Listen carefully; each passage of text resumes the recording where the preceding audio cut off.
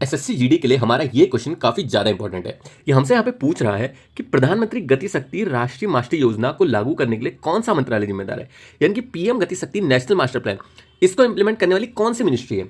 तो चलिए अगर एक बार हम समझें कि पीएम गति शक्ति नेशनल मास्टर प्लान है क्या, तो ये ना भारत सरकार की एक डिजिटल और इंटीग्रेटेड इंफ्रास्ट्रक्चर योजना है।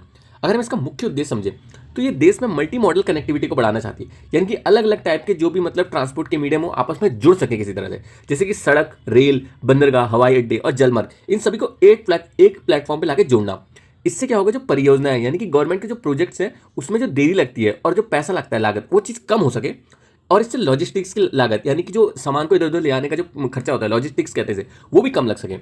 ये इस स्कीम का मुख्य उद्देश्य है। कुछ इंपॉर्टेंट अगर एग्जाम फैक्ट समझे, मतलब एग्जाम में पूछे जाने वाले फैक्ट, तो इसकी जो लॉन्च डेट थी वो 13 अक्टूबर 2021, इस दिन इसे प्रधानमंत्री जी के द्वारा लॉन्च किया गया था। और इसको लॉन्च करने वाला जो मंत्रालय है वो वाणिज्य और उद्योग मंत्रालय, यानी कि ministry of commerce and industry, ये इसे मैनेज करता है और देखता है।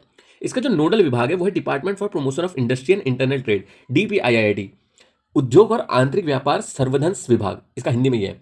अब एसएससी जीडी में ना अक्सर पूछा जाता है कि पीएम गति शक्ति किस मंत्रालय के अंतर्गत आती है, तो ये हमारे काफी ज्यादा इंपॉर्टेंट पॉइंट है इस मतलब स्कीम से रिलेटेड। बाकी इसके बारे में और समझने वाली बात यह है कि इस योजना की जो प्रमुख विशेषताएं हैं, इसकी विशेषताएं क्या क्या है।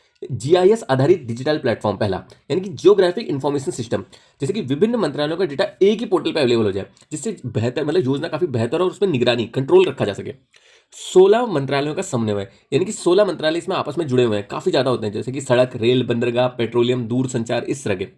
तीसरा है 100 लाख करोड़ की राष्ट्रीय अवसंरचना पाइपलाइन, यानी कि एनआईपी, नेशनल इंफ्रास्ट्रक्चर पाइपलाइन के थ्रू ये जुड़ा हुआ है। बाकी देखें अगर हम कि ये योजना हमारे लिए मतलब इतनी महत्वपूर्ण क्या है हमारे देश के लिए, एक तो मैं बता ही चुका हूँ कि जैसे कि इससे जो गवर्नमेंट के अदर प्रोजेक्ट है उनमें जो देरी लगती है वो एकदम कम हो सकेगी। ये होल ऑफ गवर्नमेंट अप्रोच को फॉलो कर रहा है, यानी कि डिफरेंट गवर्नमेंट मिनिस्ट्री मतलब एक साथ रह के काम करेंगी। निर्यात को बढ़ावा, अब ट्रांसपोर्ट के सारी मीडियम इजीली आपस में कनेक्टेड होंगे तो देश से बाहर चीज़ों को बहुत ही आसानी से भेजा जा सकेगा। निर्यात इस चीज़ पे मतलब बढ़ावा दिया जा सकेगा और आत्मनिर्भर भारत को समर्थन करता है ये स्कीम एक तरह से। एक बार अपने ऑप्शंस पे जाए, हमारे ऑप्शंस क्या कहते हैं, हमसे पूछा था कि इसकी कौन सी मिनिस्ट्री है, तो हमारा इसका सही आंसर होगा C, ministry of commerce and industry, वाणिज्य और उद्योग मंत्रालय। बाकी अगर हम देखें, हमारा पहला ऑप्शन था मिनिस्ट्री ऑफ फाइनेंस, वित्त मंत्रालय, ये बजट और वित्तीय नीति संभालता है, गति शक्ति तो लागू नहीं करता ये, तो ये हमारा इसका सही आंसर वैसे ही नहीं हो सकता।